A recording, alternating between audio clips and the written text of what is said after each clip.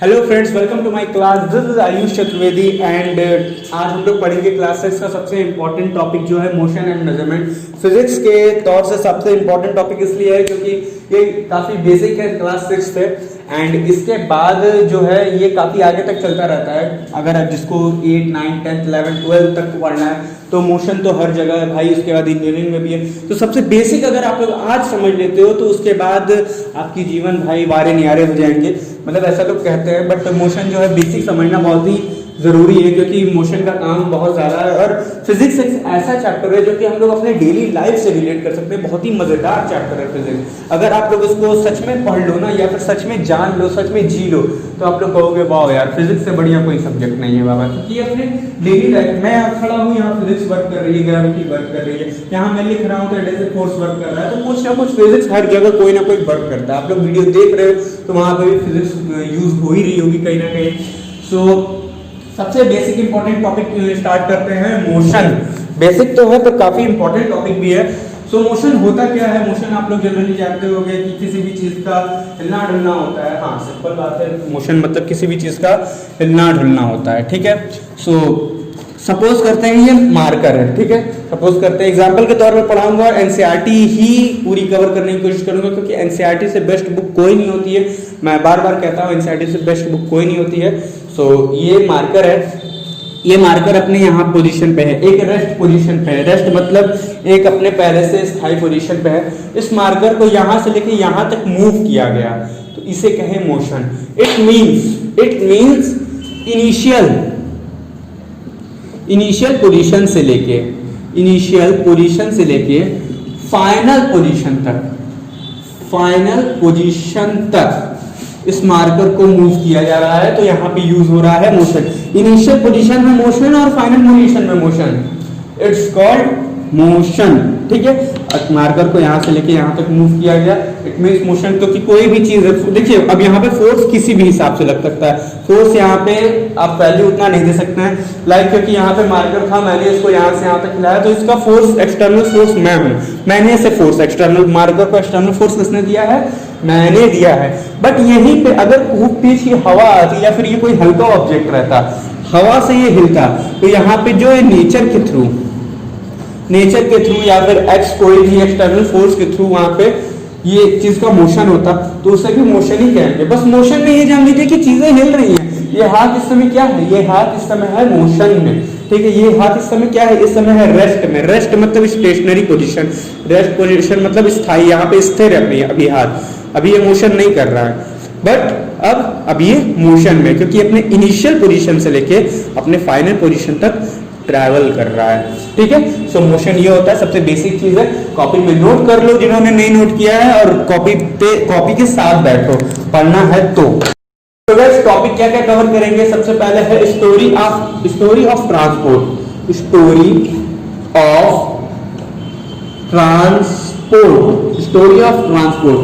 NCERT की topic cover करेंगे क्योंकि बताया अभी कि NCERT one of the best book में से एक होती है। सो स्टोरी ऑफ ट्रांसपोर्ट क्या है? यहाँ पे इस स्टोरी ऑफ ट्रांसपोर्ट में सिंपली एनसीईआरटी में बताया गया है इवोल्यूशन, कि हम लोग का इवोल्यूशन कैसे हुआ। पहले के जो अर्ली एज के लोग होते थे, देखते होंगे आप लोग या फिर देखे होंगे, सुने होंगे आप लोग पापा दादाओं से, कि पहले के लोग जो थे वो पैदल काफी लंबे चले हुए थे। पापा लोग नहीं कहते हैं कि हम लोग पैदल 20-20 किलोमीटर पढ़ने जाते थे, पैदल हम लोग 5-5 किलोमीटर पढ़ने जाते थे। तो पहले क्या होता था कि पहले पैदल चला जाता था, फिर धीरे धीरे इन्वेंशन हुआ। वैसे पापा दादाओं के एज में ऐसा नहीं हुआ होगा, उस समय तो बाइक कार आ गई होगी। बहुत पहले महाराजाओं के भी पहले की एज की बात बता रहा हूँ आप लोग को। पहले वॉक किया जाता था, जो लोग थे छोटे वर्ग के लोग या फिर कैसे भी लोग थे, महाराजा हो जाते तो वो लोग वॉक करके बहुत बड़ी जगह पहुंच जाते थे। बहुत जितने भी गैप होता था वो वॉक करके पहुंचते थे। तो ह्यूमंस का माइंड क्या है? काफी डेवलपिंग है, काफी इवोल्यूशनरी है, सोच अपना बढ़ाता रहता है, कैसे अपने आप को ग्रो करेंगे हमेशा सोचता रहता है।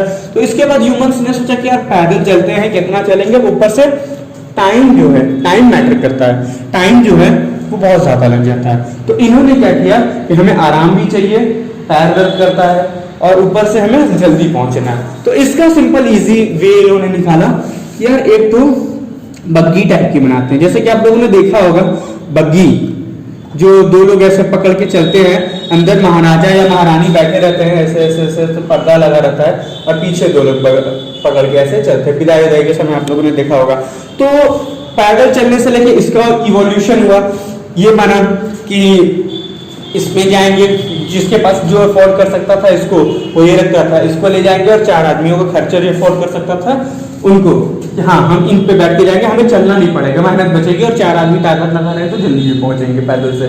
ठीक है, उसके बाद क्या हुआ, फिर सोचा गया अरे यार ये तो ठीक है, बट अभी भी टाइम जो है बहुत कम लग रहा है, मतलब बहुत ज्यादा लग रहा है, कहीं भी पहुंचने के लिए टाइम बहुत ज्यादा लग रहा है। उसके बाद क्या किया इन्होंने देखा कि एनिमल्स जो है वो हमारे यूज में आ सकते हैं, क्योंकि animals is faster than human.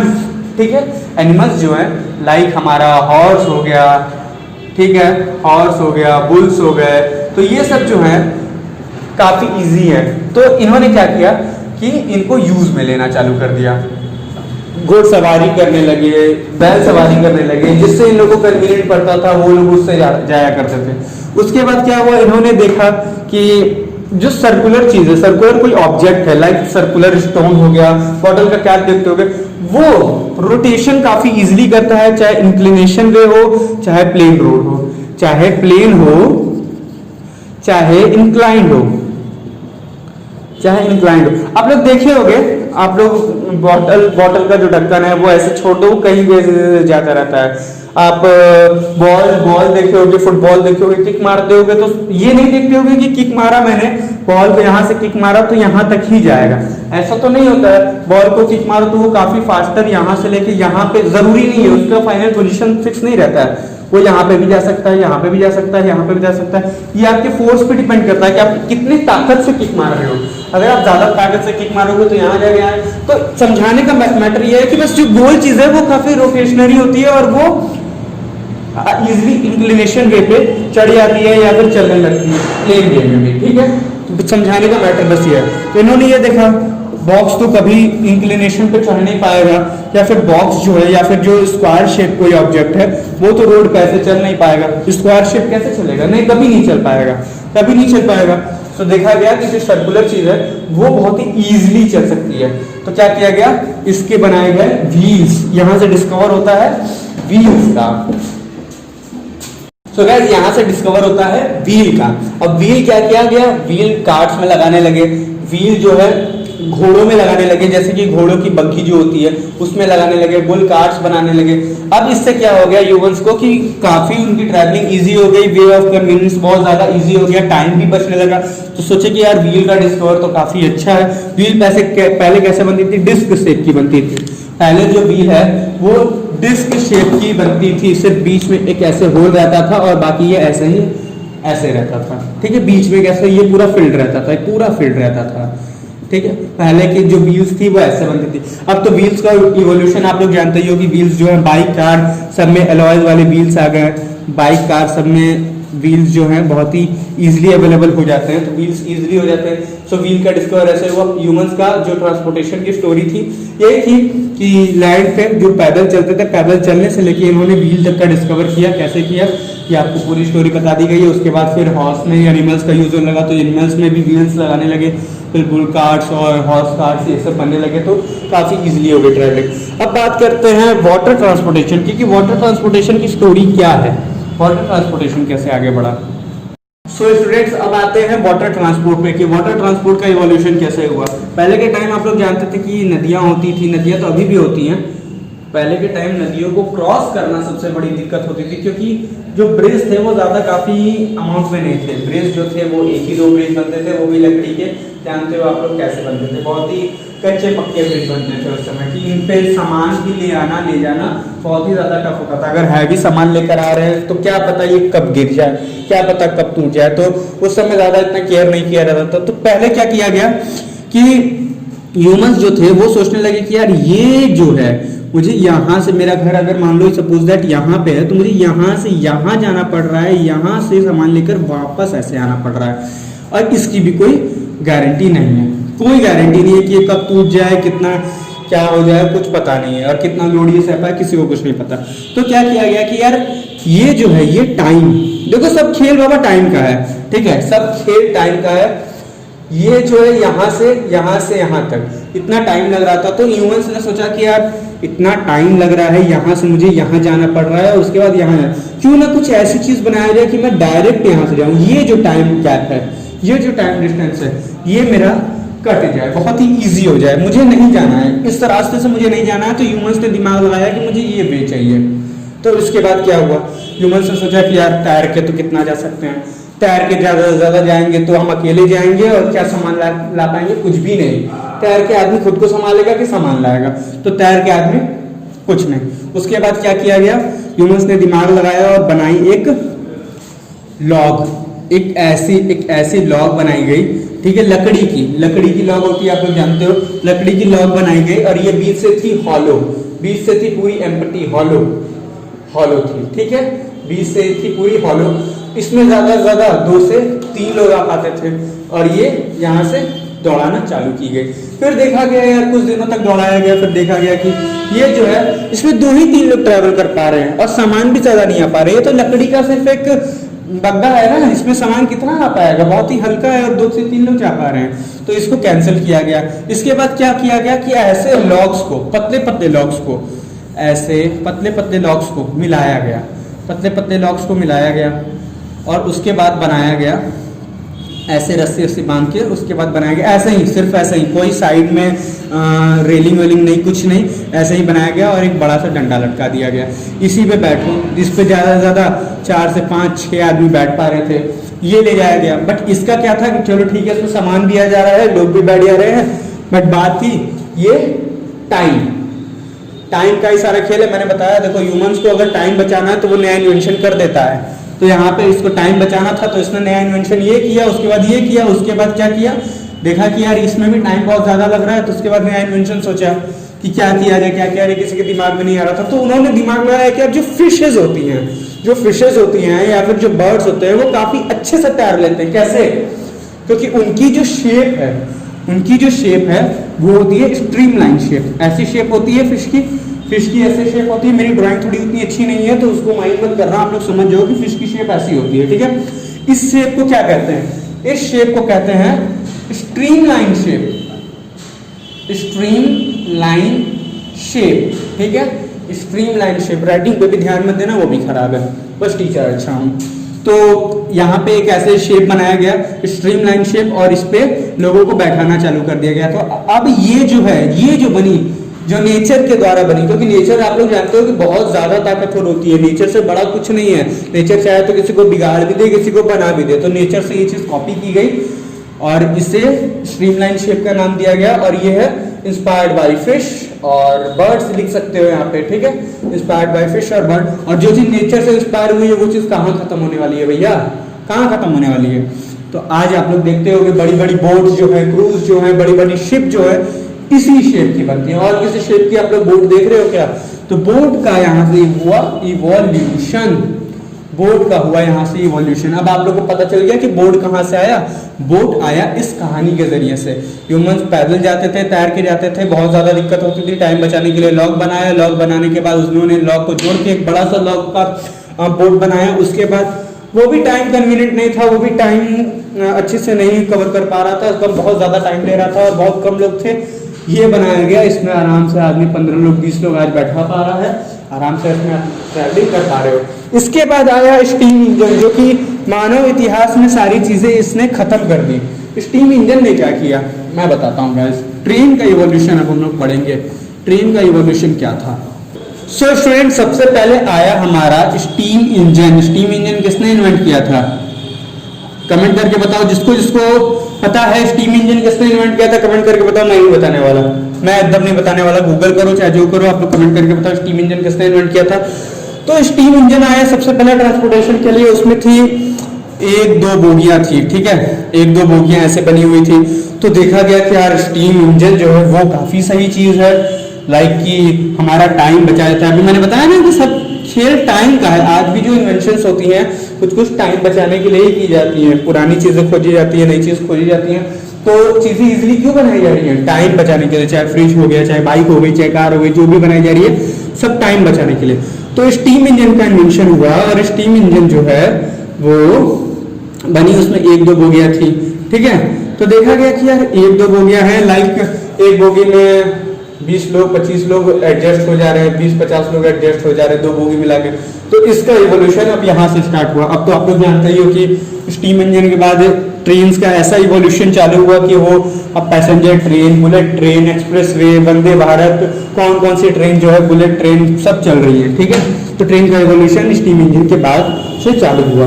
और ज्यादा जिसको जो कन्वीनियंट चाहिए था, उसके बाद राइट ब्रदर्स ने बना दिया एरोप्लेन। अरे यार मैंने तो बता दिया आप लोगों को कि राइट ब्रदर्स ने एरोप्लेन बता दिया, ये भी सोचा था कमेंट करवा दूं, बट कोई बात नहीं, कोई बात नहीं, कोई बात नहीं। स्टीम इंजन का आप लोग कमेंट जरूर कर देना कि स्टीम इंजन का किसने बनाया था। सो गाइस अब नेक्स्ट टॉपिक के पास आते हैं, जो है non standard units of measurement. Non standard units of measurement क्या होते हैं, किसी को आइडिया है? मैं बताता हूँ, किसी को आइडिया तो होगा नहीं क्योंकि आप लोग पढ़ने ही आए हो। तो non standard unit of measurements ये होता है, मैं आप लोग को एक स्टोरी बताता हूँ, इस स्टोरी से आदमी काफी ज्यादा इजीली रिलेट करता है। दो फ्रेंड थे, ठीक है, राम, दो फ्रेंड नहीं दो भाई थे, राम और श्याम लिख देते हैं, काफी इजी नेम है राम और श्याम, बहुत ही इजी नेम है। राम और लखन भी लिख सकते थे बट राम और श्याम काफी इजी नेम है। तो राम और श्याम के पास एक टेबल थी, बहुत ही सुंदर सी टेबल थी, ठीक है। तो राम ने बोला कि ये टेबल मुझे चाहिए, श्याम ने बोला ये टेबल मुझे चाहिए। राम ने बोला ये टेबल मुझे चाहिए, श्याम ने बोला टेबल मुझे चाहिए। तो राम ने बोला कि चलो पापा से डिस्कस करते हैं, पापा क्या बोलते हैं, ठीक है, पापा से डिस्कस करते हैं। तो दोनों गए पापा के पास। पापा ने बोला कि बेटा टेबल तुम्हें भी चाहिए, आधा आधा बांट लो, आधा आधा बांट लो मतलब हाफ डिवाइड कर लो, मतलब इस टेबल का 1/2 पार्ट कर लो, ओके। अब इसके बाद क्या हुआ, उस समय तो मेजरमेंट की किसी को नॉलेज थी नहीं, उस समय मेजरमेंट को किसी की नॉलेज थी नहीं। तो राम जो था वो खेलता था गिल्ली और गिल्ली डंडा, ये दोनों खेलते थे। तो राम ने उठा के ले आई गिल्ली, राम ने गिल्ली ले आई और इसको काउंट करने लगा, 1 2 3 4 5 6 7 8 9 10। पापा ये टोटल 10 गिल्ली के बराबर है। इसने राम ने कहा कि पापा ये टोटल 10 गिल्ली के बराबर है। श्याम डंडा उठा के ले आया, बोला पापा 1 2 3। पापा से बोला पापा ये 3 डंडे का बराबर है। अब हाफ कैसे किया जाए, अब हाफ कैसे किया जाए? क्या ये राइट यूनिट ऑफ मेजरमेंट है? क्या इससे हम लोग इस टेबल के मेजरमेंट का अंदाजा लगा सकते हैं? नहीं ना। तो ये है non standard unit of measurement, मतलब कि इससे जैसे कि हम लोग नहीं होता, ये व्हाइट बोर्ड है, तो इस व्हाइट बोर्ड का अंदाजा क्या हम लोग ऐसे लगाएंगे, 1 2 3 4 4 बित्ते का है। ये कोई स्टैंडर्ड यूनिट ऑफ मेजरमेंट है? ये कोई मेजरमेंट की क्वांटिटी नहीं है बता पाएगा। एक बित्ता कितना होगा? मेरे हिसाब से एक बित्ता होगा 10 सेंटीमीटर, किसी के हिसाब से 15, किसी के हिसाब से 6, किसी के हिसाब से 7। तो ये कोई स्टैंडर्ड यूनिट ऑफ मेजरमेंट नहीं है। हाथ हो गया, गिल्ली हो गई। स्टैंडर्ड यूनिट ऑफ मेजरमेंट क्या होते हैं? जैसे कि 1000 metre is equal to 1 kilometre, 1000 metre is equal to 1 kilometre. This is the standard unit of measurement. मतलब कि हम लोग को पता है कि हम लोगों ने 1000 मीटर चला है, इट मींस 1 किलोमीटर हम लोगों ने कवर अप किया है। That's the thing, that's the thing. तो ये है स्टैंडर्ड यूनिट ऑफ मेजरमेंट, जिसमें आप लोग को यूनिट्स बताई जा रही हैं, जिसमें आप लोग को यूनिट्स बताई जा रही हैं। ये है standard unit of measurement. So students अब नेक्स्ट टॉपिक पे आते हैं, correct measurement of length. Correct measurement of length क्या होता है? इसका मतलब है कि किसी भी चीज़ों को कैसे करेक्ट मेजर करें। लाइक सपोज ये हमारे पास एक बॉक्स है, ठीक है, ये हमारे पास एक बॉक्स है and the second box is here, ये सेकेंड बॉक्स है और मेरे पास एक स्केल है। मैंने एक स्केल ली और इसको ये यहाँ से मेजर करना चालू किया, ठीक है। तब ये बॉक्स की लेंथ जो भी आई 5 सेंटीमीटर 15 सेंटीमीटर जो भी आई, ठीक है, ये करेक्ट यूनिट हो गया क्योंकि मैंने इसको करेक्ट तरीके से मेजर किया। बट अगर क्या हम स्केल को ऐसे ले लेते हैं तो क्या इसके लेंथ की हम लोग मेजरमेंट निकाल पाएंगे? क्या इस बॉक्स के लेंथ की मेजरमेंट निकाल पाएंगे? सपोज करो आप ये व्हाइट बोर्ड है, सपोज करो आप ये व्हाइट बोर्ड है, इस व्हाइट बोर्ड की लेंथ कैसे निकलेगी? लेंथ क्या होती है? ये होती है, ये जो है ये लेंथ है, ये जो है ये विड्थ हो गया, ठीक है। तो लेंथ कैसे निकलेगी? लेंथ ये ऐसे, अगर मैं स्केल को अगर ऐसे रखूंगा तो ही लेंथ निकलेगी। लेंथ को स्केल को मैं अगर ऐसे रखूंगा तो ही लेंथ निकलेगी, मतलब ऐसे निकलेगी, ठीक है। ना कि मैं स्केल को ऐसे रखूंगा तो कभी लेंथ निकलेगी। ऐसे क्या निकलता है? आप लोगों ने अगर बचपन में मैथ्स पढ़ा होगा तो ऐसे क्या निकलता है, ऐसे डायगोनल निकलता है, कभी लेंथ नहीं निकलती है, ऐसे डायगोनल निकलता है। ये इस पॉइंट से लेके, वो भी इस पॉइंट से लेके इस पॉइंट तक डायगोनल निकलता है। ये नहीं कि आप ऐसे टेढ़ा निकाल दो, ऐसे टेढ़ा निकाल दो, ऐसे टेढ़ा नहीं, ऐसे नहीं निकलता है। कभी भी ऐसे निकलता है तो डायगोनल निकलता है, और लेंथ हमेशा सीधी स्केल पे निकलती है। चाहे आप ये ले लो, चाहे आप यहाँ से मेजर करो, चाहे यहाँ से मेजर करो, चाहे यहाँ से, चाहे यहाँ से, लेंथ एक ही आएगी। सो गाइस लेंथ एक ही होती है, लेंथ ऐसे निकाली जाती है।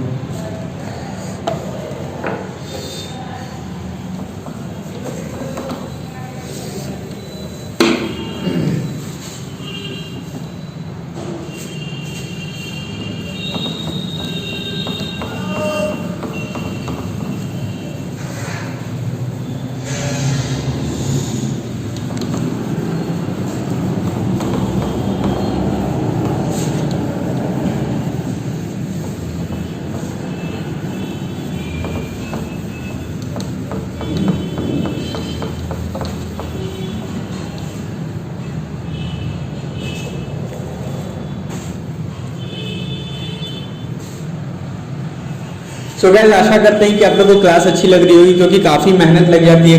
एक क्लास बनाने में काफ़ी ज़्यादा टाइम लग जाता है, काफ़ी ज़्यादा मेहनत लग जाती है। नोट्स बना प्रिपरेशन करो तो वीडियो को ज़रूर से एक लाइक कर देना, हो सके तो किसी फ्रेंड के साथ अपने क्लास 6, 7 जो भी है फ्रेंड के साथ शेयर कर देना, एंड हो सके तो भाई प्लीज़ प्लीज़ प्लीज़ इस वीडियो को, इस चैनल को सब्सक्राइब कर देना, बिकॉज मेहनत बहुत ज़्यादा लगती है। और मेहनत आप लोग देख ही रहे हो कि हम लोग जो है मेहनत आपके लिए कर रहे हैं कि आपके रिजल्ट्स जो है काफ़ी अच्छे आ सके, आप लोग को मोटिवेट कर रहे हैं। IIT JEE के टिप्स भी देते रहेंगे बीच बीच में, 10th के भी टिप्स देते रहेंगे, बोर्ड एग्जाम्स के भी टिप्स देते रहेंगे। तो चीज़ें ऐसी चलती रहेंगी, और जो बेसिक पढ़ना चाह रहे हैं वो बेसिक भी पढ़ेगा, बोर्ड एग्जाम्स के भी बीच में जो भी है वो टिप्स आते रहेंगे। सो अब हम लोग आते हैं नेक्स्ट टॉपिक पे। नेक्स्ट टॉपिक हमारा क्या है, measuring the length of a curved line. Curved line जो होती है, कर्व लाइन होती है, कर्व लाइन इट मीन्स यहाँ पे स्ट्रिंग मान लो, ठीक है, स्ट्रिंग मान लो, रबर मान लो, कुछ भी मान लो। पहले मैं टॉपिक लिख देता हूँ क्योंकि आप लोग टॉपिक कॉपी पे लिख लो, ठीक है। Measuring the length of a curved line, ठीक है। सपोज करो ये स्ट्रिंग है, इस स्ट्रिंग की लेंथ हमें नापनी है, तो कैसे नापेंगे। सपोज करो ये हमारे पास एक स्केल है, सॉरी स्केल ही कॉपी हो गया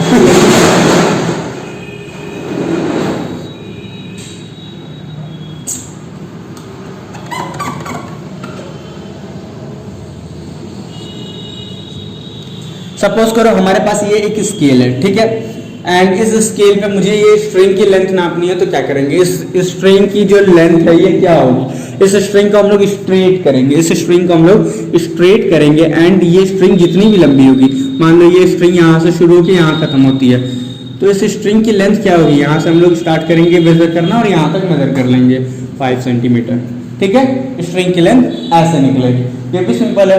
मान लो कोई स्ट्रिंग है और इस स्ट्रिंग की लेंथ हमें मेजर करनी है, वो भी स्केल से नहीं, स्ट्रिंग की लेंथ हमें स्ट्रिंग से मेजर करनी है। तो ये स्ट्रिंग की लेंथ, ये मान लो ऐसी ही लेंथ है, इस स्ट्रिंग की लेंथ हमें दूसरे स्ट्रिंग से मेजर करनी है। दूसरी स्ट्रिंग रहेंगे, इसी के ऊपर ऐसे रखेंगे, एकदम सेम ऐसे ही लगाएंगे और इस स्ट्रिंग को स्केल पे रख देंगे, मेजर हो जाएगा। सो कर्व लाइन की जो स्ट्रिंग है, कर्व लाइन की जो मेजरमेंट है, ये ऐसे लेंथ मेजर होती है, ओके। सो आप लोग टॉपिक समझ गए होंगे, काफी इजी है। स्ट्रिंग को कैसे मेजर करते हैं ये बता दिया, करेक्टली मेजर कैसे करते हैं ये बता दिया, नॉन स्टैंडर्ड बता दिया, स्टोरी बता दिया, स्टैंडर्ड यूनिट ऑफ मेजरमेंट बता दिया। और स्टैंडर्ड यूनिट ऑफ मेजरमेंट का आप पे यहाँ पे दिखाएगा, तो उसको स्क्रीनशॉट ले लेना आप लोग, वो काफी हेल्पफुल होगा। और एनसीईआरटी की बुक में भी दिया है, तो वहां से भी आप लोग उसको याद कर लेना। स्टैंडर्ड यूनिट ऑफ मेजरमेंट काफी इंपॉर्टेंट है, उसको याद कर लेना, फ्यूचर तक के लिए काफी इंपॉर्टेंट है।